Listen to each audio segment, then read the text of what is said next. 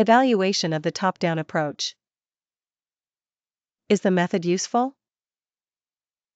Research suggests that many police officers who have used FBI profiling techniques view them positively.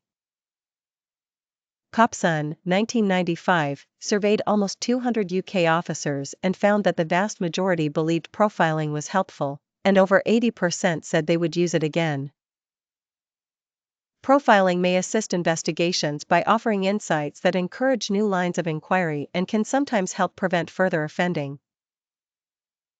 However, critics such as Scherer and Jarvis, 2014, point out that it is difficult to measure whether profiling directly improves detection rates because many other investigative factors contribute to solving cases. Concerns about the evidence base. The organized/disorganized classification was originally built from interviews with just 36 of the most extreme offenders, including serial and sexually motivated murderers like Ted Bundy.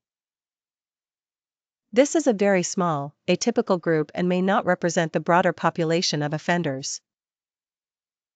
Because the data were subjective and drawn from unusual individuals, the categories may lack validity.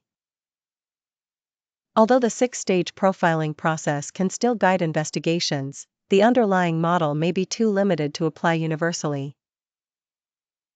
Risks of relying too heavily on top-down profiling. A major criticism is that profiling can mislead investigations.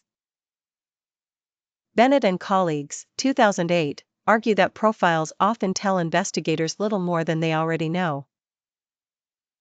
Some profilers may also rely too heavily on intuition rather than systematic evidence.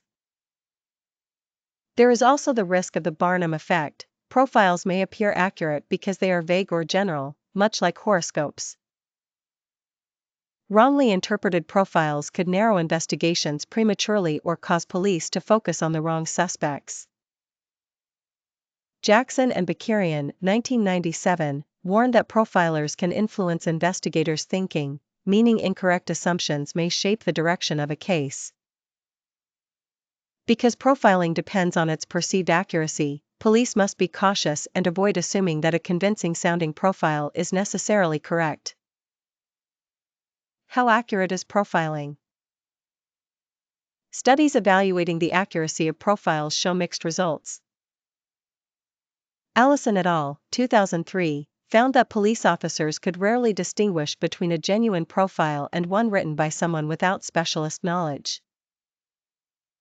Over half of the officers believed fake profiles were just as accurate as real ones.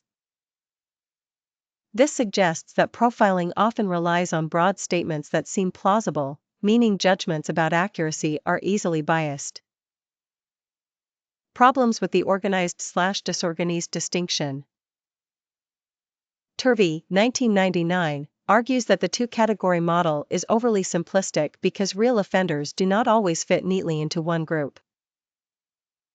Many offenders display a mix of both organized and disorganized behaviors. More recent research supports this view. Cantor et al., 2004, using statistical analysis of 100 serial murder cases, found no clear evidence for the traditional dichotomy and suggested that behavior varies far more than the FBI model implies. This challenges the validity of the system and suggests that behavior-based classifications need to be more flexible. Overall assessment. Although many investigators value profiling as a tool for generating hypotheses and offering new perspectives, the scientific foundation of the top-down approach is limited.